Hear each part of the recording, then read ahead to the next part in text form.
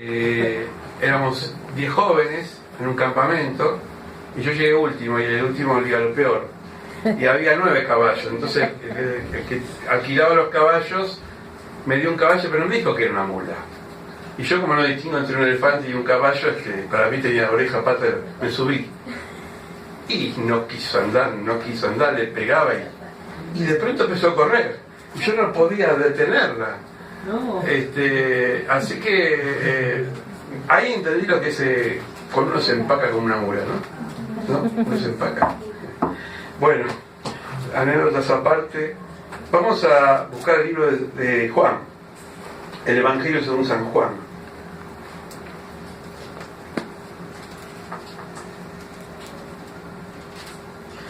Es un pasaje que está en los 4 evangelios, uno de los pocos pasajes que están en los 4 evangelios.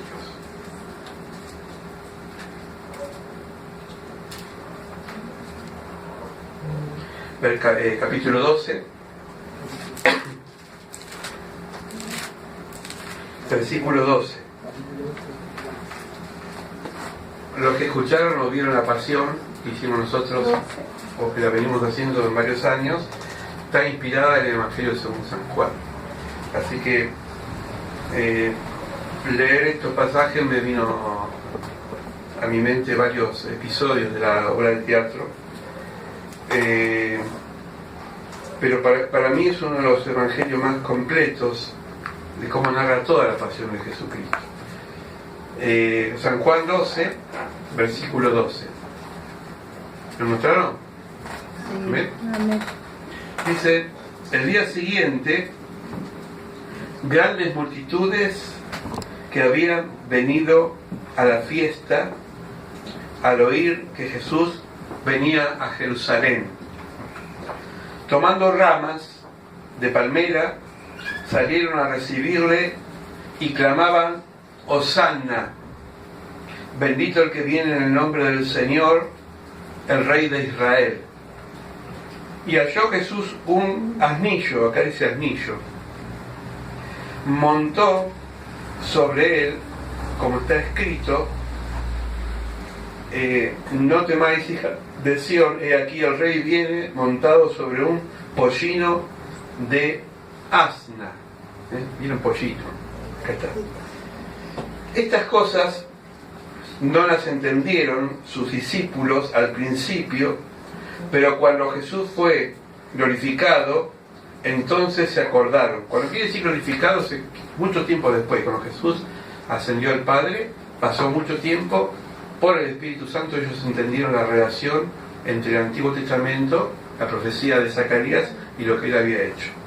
Entonces se acordaron que estas cosas estaban escritas de él y de que se le había hecho.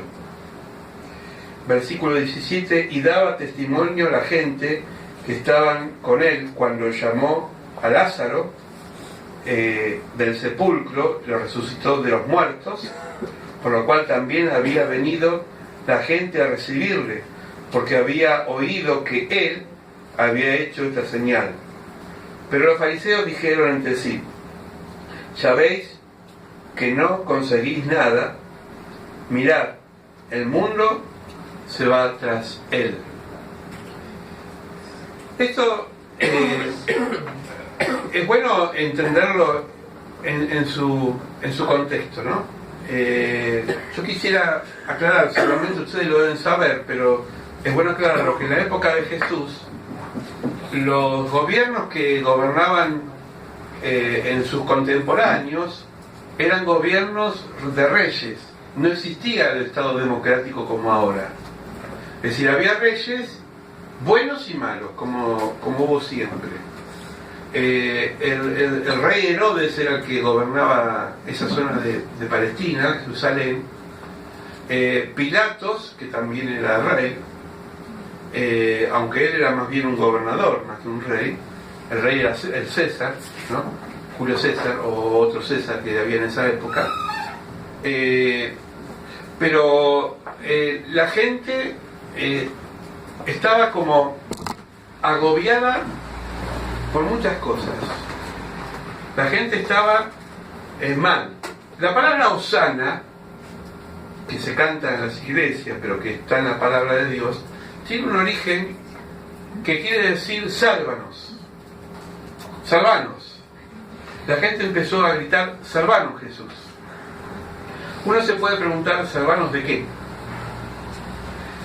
Bueno, si ustedes están mal, si estamos mal, como personas, como familia, como sociedad, seguramente uno va a pedir siempre socorro. Los que creemos en Dios seguramente vamos a pedir socorro a Dios, pero también Dios ha puesto sobre la sociedad instituciones de justicia, instituciones que nos gobiernan. Entonces uno recurre a los canales correspondientes. Si en una sociedad organizada, ustedes saben que cada municipio tiene un concejal que debería, de ahí viene la palabra concejal, escuchar lo que le pasa a su barrio y llevarlo a la Cámara Deliberante para ahí exponer lo que está pasando.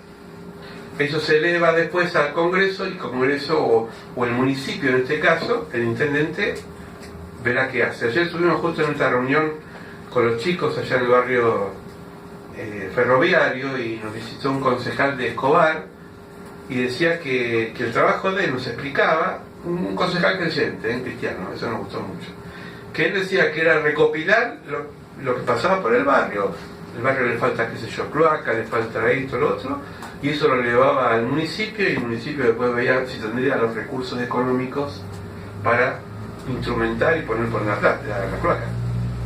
Bueno, esto es un estado como el nuestro, en una civilización, hablando del siglo XXI, pero si vamos 2000 años para atrás, la gente no tenía ni voz ni voto. Es decir, la gente no podía decir que se vaya el César porque le cortaban la cabeza, porque los reyes pensaban que eran dioses y no se les podía discutir. En la Biblia vemos reyes buenos y reyes no tan buenos, reyes que se conmovieron ante la injusticia. Predicamos el jueves cómo el rey Asuero, conmovido por su esposa Esther, tuvo compasión por el pueblo de Israel. Pero Herodes, usted sabe muy bien porque lo ha visto en películas, lo ha leído, hubo tres Herodes: Herodes Antipas, Herodes el Grande y Herodes Arquelao. Y Herodes Antipas fue el que mandó a decapitar a Juan el Bautista. Su papá, Herodes el Grande, había matado a los inocentes. De ahí el 28 de diciembre, que no es un día para hacer bromas, sino que realmente es un día de duelo, porque se recuerda los inocentes que murieron bajo la mano de Herodes. Es decir, eran déspotas. Cuando Herodes encontró que había un niño que había nacido, porque se enteró, Mateo dice que por los reyes se enteró que había nacido, los reyes magos, se enteró que había nacido Jesús, dijo: no puede ser, yo soy el único rey. En forma astuta él dice: dígame dónde están, así yo también lo voy a adorar de acá. Porque lo que él quería era ver dónde estaba para matarlo. Los reyes magos fueron anunciados, los sabios del oriente, por un ángel, que no vayan por ese, que no le digan al rey dónde estaba Jesús, porque lo iba a matar. Es decir, fíjense qué gobierno, qué contexto fuerte estaba viviendo el pueblo de Israel. Un pueblo que estaba agobiado de pagar impuestos excesivamente.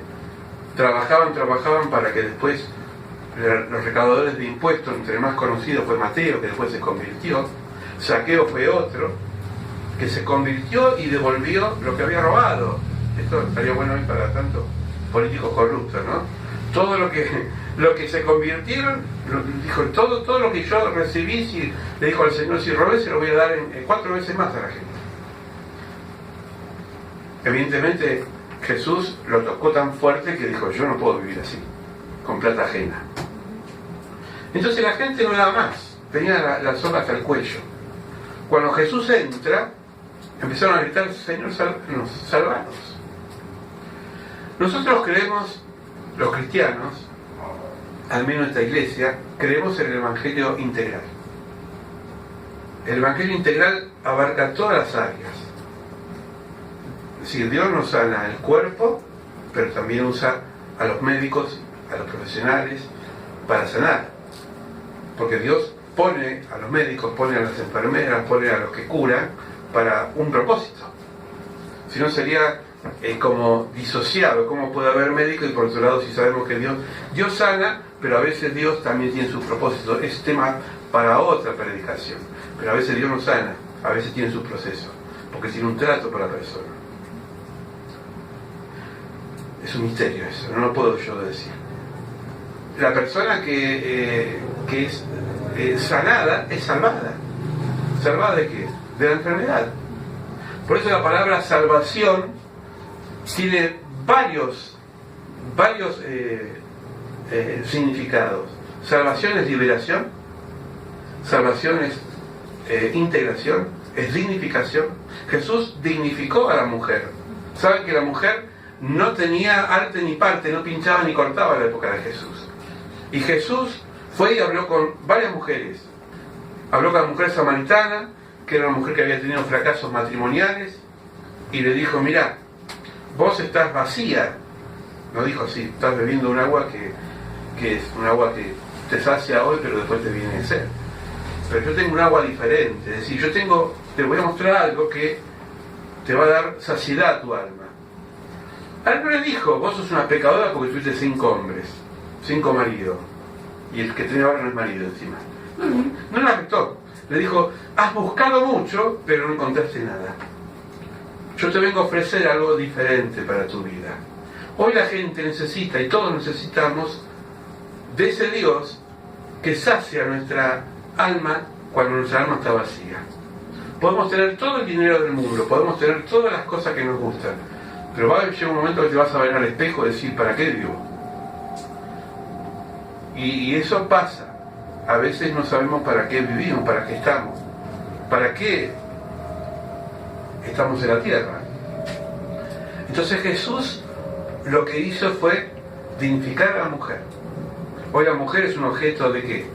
De exhibición sexual que aparece en los desfiles de modas o en estos programas tan, no voy a decir la palabra porque sería un desbocado, pero son muy bajos, que bailan semidesnudas, les pagan muy bien, y cuando pasan el tiempo, que su cuerpo se empieza a deteriorar, porque el cuerpo se deteriora, ya no la usan, no la compran. Le pasa igual a los deportistas. ¿Cuánto dura un jugador de fútbol?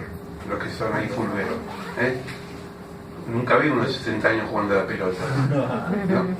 Y los que ganan bien tienen el privilegio de tener sus ahorritos, pero el que nunca pudo tener la posibilidad de estar en primera, pobre, ¿no? Es decir, hay cosas que son útiles para ahora y después son descartables. También pasó a Jesús. Mucha gente que decía: salvanos, una semana después decían: crucificarlo. Porque el ser humano es así. El ser humano es así, es decir, a un ídolo lo ponen ahí arriba y después cuando ya no me sirve lo sacan. La prensa sobre todo lo saca del primer lugar. Ya no sirve. ¿O no? Pero Dios no piensa así. Dios te ama como sos. Cuando estás fracasado, cuando estás bien, cuando estás mal, cuando nadie te quiere, cuando nadie te valoriza, Dios te valoriza. Porque Dios no mide por los resultados de tu vida, sino porque sos hija o hija de Él. Los que tenemos hijos, si nuestros hijos se mandan macana, lo amamos igual, aunque no estamos conformes con su conducta. Por eso, leer el Evangelio es ver un Dios que se hace hombre, que fue Jesús, que se encarna en la realidad y que empieza a buscar al otro desde su condición sin juzgarlo. Le dijo a la mujer adúltera: ¿dónde están los que te juzgaban? Se fueron todos. Yo tampoco te condeno.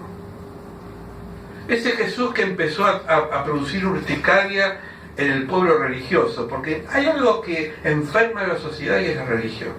¿Saben por qué? Porque la religión exalta el orgullo humano.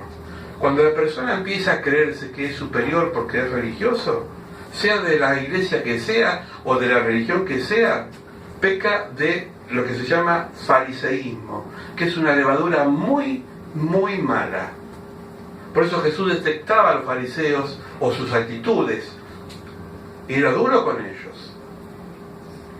Mateo 23 los trató de raza de víboras, serpientes, sepulcros blanqueados, limpios por fuera, pero llenos de podridumbre por dentro. Estoy repitiendo literalmente lo que dice el Evangelio.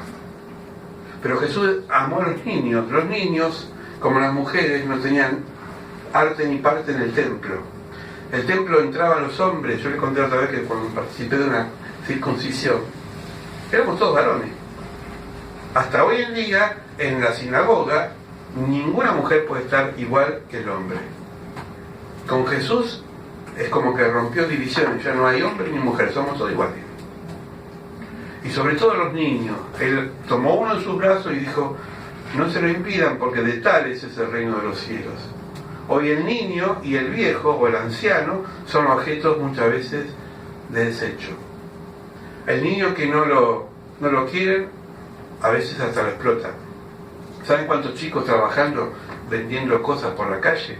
Porque hay otros que lo están explotando. Con los niños tienen que estudiar, tienen que tener contención, tienen que tener amor. ¿Cuántos ancianos son depositados en un geriátrico? A veces la familia no puede, yo no estoy juzgando, porque hay casos y casos. No quiero ser injusto.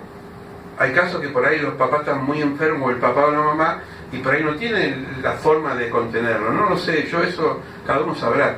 Pero hay ancianos de familias que tienen mucho dinero y como un depósito pagan los mejores geriátricos y ni lo van a ver.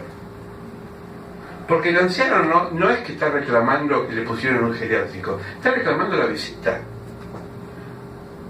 Me contaban los chicos de Fuente de Gozo, de la iglesia de Pastor Año, cuando van al geriátrico de Irigoyen, es como si vendría Papá Noel. Se sienten bien, contenidos. Y son chicos, aunque tienen 80 años, sienten que alguien los quiere, a pesar de que su familia los abandonó. Ese es el mensaje de Jesucristo. Salvanos. ¿Salvanos de qué? Pregúntate, Señor, ¿qué necesito para mi vida? Quizás estoy bien físicamente.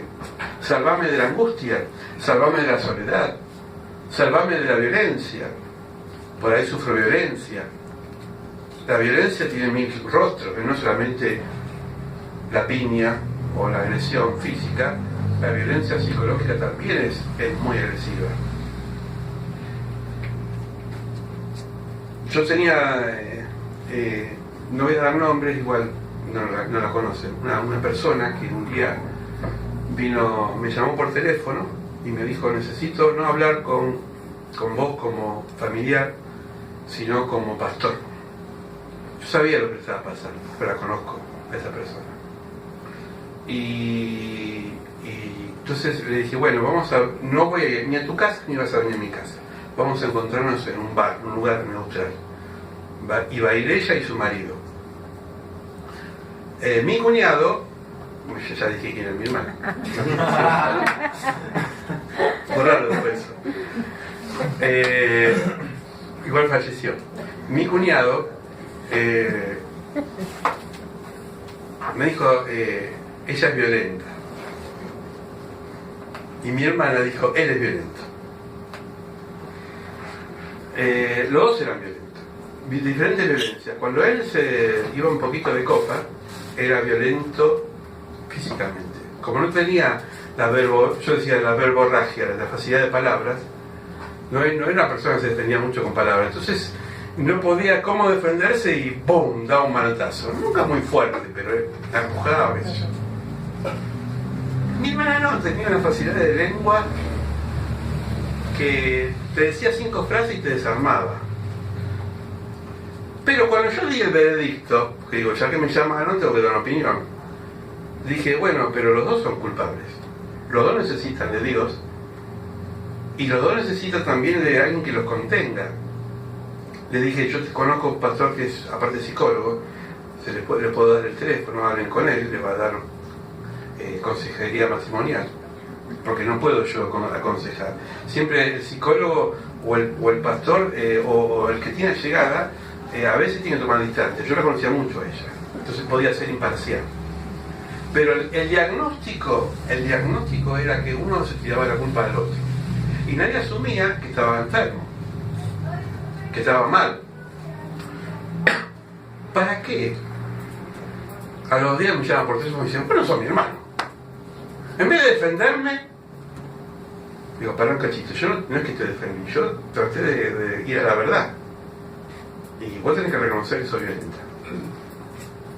Bueno, no me habló por 2 meses. Sabía que iba a pasar eso. Pero, ¿por qué digo todo esto? Porque si uno no se asume lo que es, nunca va a salir. Trabajé en una iglesia, más de 15 años en Florida, en Vicente López, donde había, bueno, ustedes se acuerdan, estaban Alcohólicos Anónimos ahí. Y había un hermano que se había convertido, que había dejado la bebida, pero dice, yo en Navidad ni con un bombón de licor brindo. Porque a mí una gota de licor me abre puertas para de vuelta caer.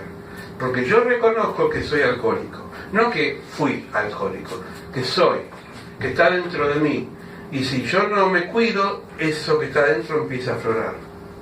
¿Se entiende? Eso tiene que ver con uno reconoce su falta. Cada uno tenemos debilidades y tenemos fortalezas. Tenemos pecados, algunos son pecados ocultos, otros no, pero es bueno tener el diagnóstico de lo que somos. Porque si no, siempre vamos a caer en lo mismo. Yo sé en qué cosas puedo caer y me cuido. Usted debería saberlo también. Porque nos traicionamos. Dice Jeremías, engañoso es el corazón del hombre. No podemos mentirnos. No podemos mentirnos. Si tu pecado es el chisme, no voy a contar el chiste, no me pidan que cuente el chiste del pastor porque ya lo conté 1000 veces. Pero hay gente que ay, tengo una gana de contarle a alguien y mordete la lengua, no cuentes nada. Porque la lengua es un veneno, dice Santiago, bueno, lo digo yo, está la palabra, que inflama la rueda de la creación. Inflama la rueda de la creación, es como si yo tiro acá nafta hasta el fondo y prendo ahí y hace así, ¿no? Es como que recorre y quema todo el terreno. Entonces, ¿de qué nos tiene que salvar el Señor? No estoy hablando de la salvación de la vida eterna, eso la tenemos cuando aceptamos a Jesús. Estoy hablando de la salvación diaria. ¿De qué me tiene que salvar? Señor, salvame, hoy decía la pastora, quizás de la economía, quizás de la prosperidad, quizás de mi trabajo. Salvame donde estoy ahora, que no me gusta, no me siento bien. Cada uno vamos a decirle hosana en esta noche, pero en el buen sentido de la palabra. Señor, salvanos. Punto suspensivo, ustedes sabrán qué. Pero Jesús toca todas las áreas. Primero, individual, a cada uno de nosotros. Segundo, familiar, toca a la familia. Porque cuando Jesús empieza a trabajar en la familia, es como la levadura que eleva la masa, empieza a fermentar ahí adentro y produce cambios. No son rápidos, no son espontáneos, pero los produce. Fíjense, Zaqueo era voy a usar una palabra vulgar, tránsfuga, estafador, y se convirtió. Pasó un rico y Jesús lo escuchó y le dijo, Señor, yo soy una persona religiosa, no fallo, los 10 mandamientos los cumplo de pe a pa, al pie de la letra, no robo, no mato, no. Y Jesús dijo, una cosa te falta, vendé lo que tenés, dáselo a los pobres. A veces no se predica esto. Y después dijo a los discípulos, es muy difícil que un rico entre al reino de los cielos. Es más fácil que un camello pase por el ojo de una aguja. Porque también Dios tiene que saber de eso. ¿Saben qué es eso? El egoísmo. ¿Por qué el país nuestro, seguramente Paraguay también, sufre estos desfasajes económicos? No porque no hay comida, está mal distribuida. Hay muy poca gente que tiene la acumulación de muchos y hay mucha gente que no tiene nada. Y eso a Dios no le gusta. Porque cuando Jesús multiplicó los panes, lo dio a todos. Levítico 25, si usted lo lee en su casa, es un tratado perfecto de convivencia a nivel nacional. Léalo, Levítico 25.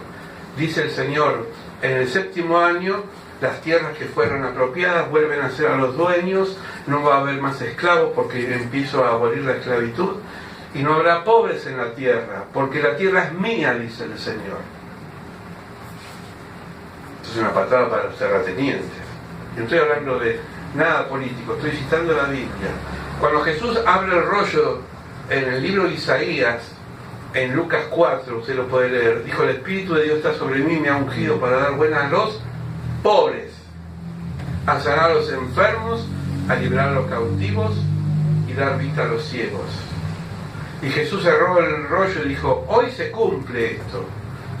Se volvieron locos los religiosos. ¿Cómo se cumple? Le dijeron: se va a cumplir cuando venga el Mesías, cuando venga el Salvador. Y Jesús dijo en una palabra: yo soy. Ustedes me están viendo a mí ahora, que soy el hijo de José, que ando con una sola túnica, sandalias, barba, no sé cómo andaría Jesús, y le habrán dicho: médico, sanate a vos mismo.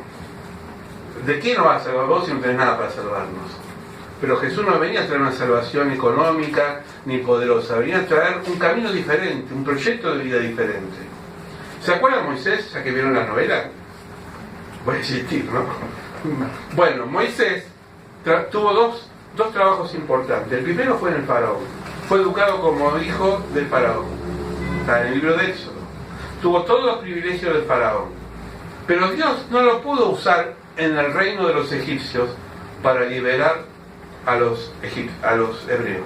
Los tuvo que llevar al fango, como se dice, a conocer lo que era el sudor, lo que era el sacrificio. Cuando vio a sus hermanos que pisaban la tierra para hacer lodo y ese lodo sacaban barro, ¿qué hizo Moisés? Que había ahí los capataces torturando a uno de los esclavos. Sacó una espada y lo mató. Seguramente la misma espada del soldado, no sé. No era el camino que Dios quería sobre Moisés. No es que la violencia está justificada, pero vio ahí lo que era el sufrimiento. Yo digo, todo líder, sea religioso, político, lo que sea, si no camina el fango nunca va a poder saber lo que es el dolor. Jesús lo conocía. Sabía lo que era el sufrimiento, sabía lo que era el estar solo, sabía lo que era la marginalidad, porque él nació entre los pobres. Dicen los historiadores que Nazaret fue un lugar, hoy como la Villa 31, un lugar pobre, no era un palacio. El palacio estaba Herodes. Jesús dijo en Mateo 11, en el palacio está Herodes. ¿Qué salieron a escuchar en el desierto? A Juan Bautista, el más grande de los profetas, que se alimenta con miel silvestre y langostas. Es decir, persona más austera que Juan no hubo, pero tenía una voz, tenía una imposición cuando hablaba que temblaba la tierra. Y el mismo Herodes tenía miedo, porque este me dice: me está sacando los trapitos al sol. Me dicen que yo estoy en adulterio con mi hermana, mi hermanastra. Y había ahí cosas que no le gustaba al poder imperante de ese momento. Y Herodes, como todo rey poderoso y perverso, bajó el pulgar y dijo: bueno, chao, a la prisión. Seducido por su familia, por su esposa, le cortaron la cabeza. Murió Juan el Bautista, pero no murió el espíritu de Juan el Bautista.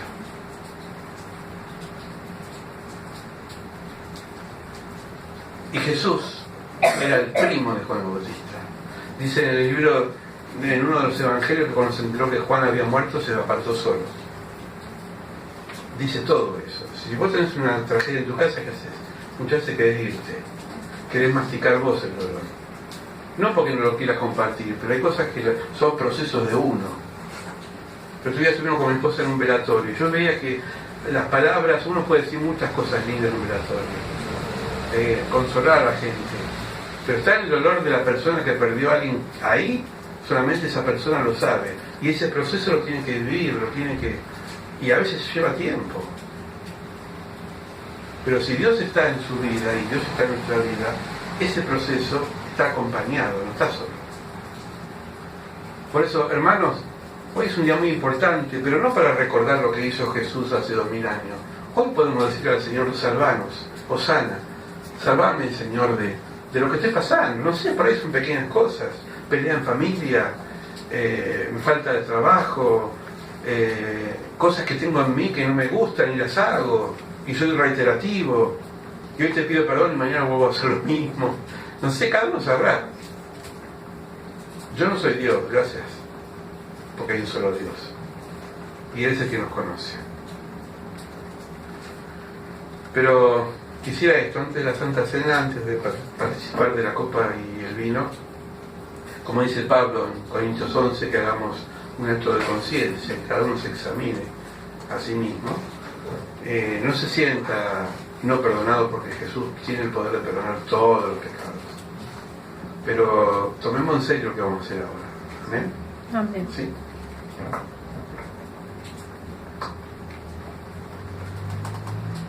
Vamos a